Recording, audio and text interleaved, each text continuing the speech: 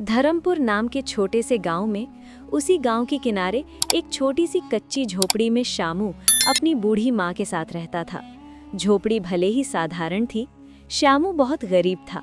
उसके पास न खेत था न जमीन। उसका गुजारा जंगल से लकड़ी काटकर बेचने से होता था। वो जानता था कि मेहनत की कमाई ही सबसे पाक होती है। उसकी माँ अक्सर कहती, बेटा, इंसान की असली दौलत उसका ईमान और सब्र है। अगर दिल साफ हो और नीयत सच्ची हो तो अल्लाह कभी खाली हाथ नहीं लौटाता। शामू हर बात को दिल से सुनता और सिर झुकाकर कहता, अल्हम्दुलिल्लाह माँ, जो भी है उसी में खुश हैं। एक सुबह जब सूरज उगाया और रोशनी झोपड़ी के अंदर पहुंची, माँ ने पुकारा, शामू बेटा, जल्दी निकल जा, देर करेगा तो शाम तक लौटना मुश्किल होगा। शामू ने अपनी पुरानी कुल्हाड़ी उठाई और मुस्कुराकर बोला, माँ, आज कोशिश करूंगा ज्यादा लकड़ियां लाऊं ताकि 2 दिन का खर्च निकल जाए।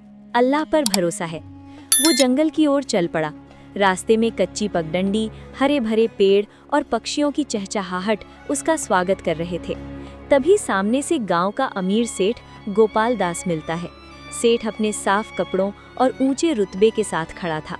उसने तिरछी नज़र से शामू को देखा और बोला, अरे शामू, सुबह सुबह कहाँ जा रहा है? शामू ने अदब से सलाम किया और बोला, प्रणाम सेठ जी, जंगल जा रहा हूँ लकड़ी काटने। सेठ कुछ पल चुप रहा, फिर बोला, अच्छा सुन, मुझे अपनी गायों के लिए गौशाला बनानी है, लकड़ी ला सकेगा? शामू की आंखों में उम्मीद चमकी। क्यों नहीं सेठ जी, आप बताइए कितनी और कब तक चाहिए?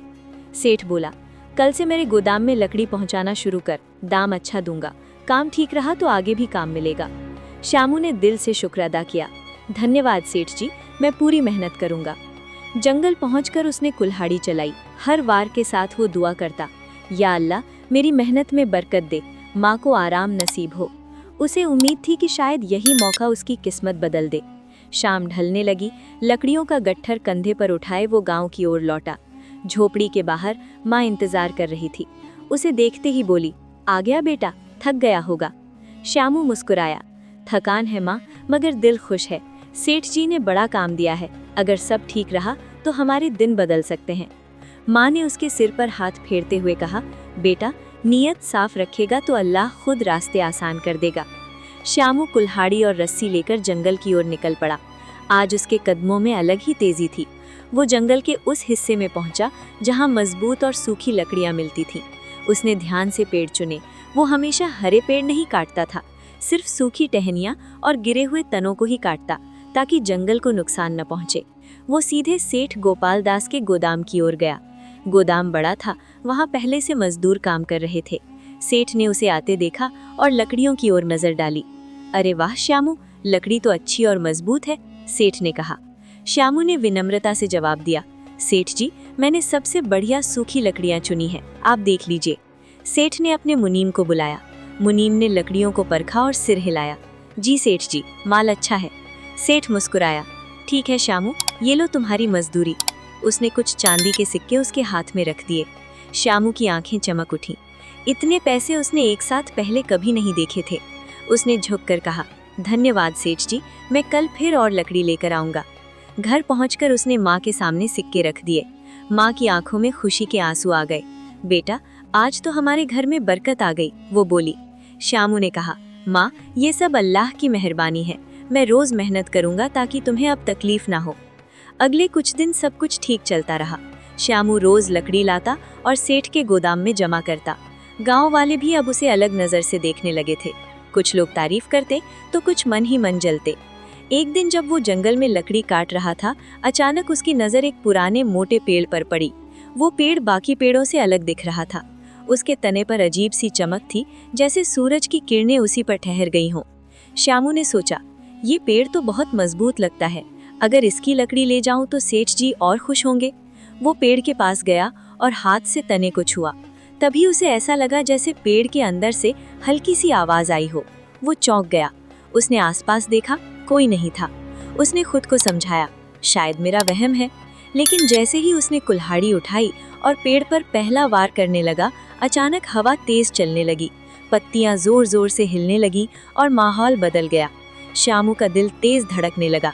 उसे महसूस हुआ कि कुछ अनोखा होने वाला है। फिर पेड़ के तने से जैसे एक नर्म गूंजती हुई आवाज आई, मैं इस जंगल का रक्षक हूँ, तुम क्यों इस पेड़ को काटना चाहते हो? श्यामू हैरान रह गया।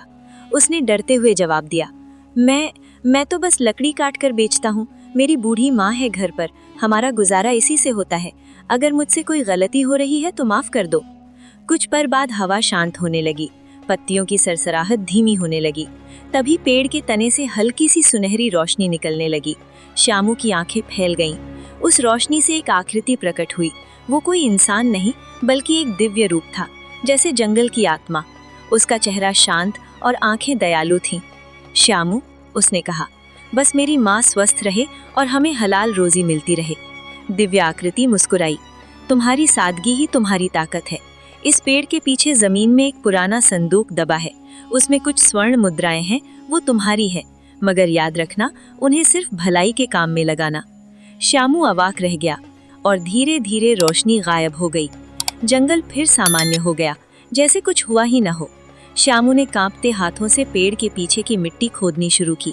थोड़ी ही देर में उसकी उंगलियां किसी कठोर चीज से टकराईं। उसने मिट्टी हटाई तो एक छोटा लकड़ी का संदूक दिखाई दिया। उसने सावधानी से उसे बाहर निकाला। दिल तेजी से धड़क रहा था। उसने ढक्कन खोला, अंदर चमकती हुई स्वर्ण मुद्राएं रखी थी। श्यामू की आंखों में आंसू आ गए। उसने आसमान की ओर देखा और कहा, अल्हम्दुलिल्लाह, ये सब तेरी रहमत है। मगर अगले ही पल उसके मन में एक सवाल उठा। संदूक को कपड़े में लपेटकर वो धीरे धीरे गांव की ओर बढ़ रहा था। हर कदम के साथ उसके मन में सवाल उठ रहे थे। क्या ये दौलत सच में मेरी है? क्या मुझे सेठ जी को बताना चाहिए या पहले माँ से सलाह लूं?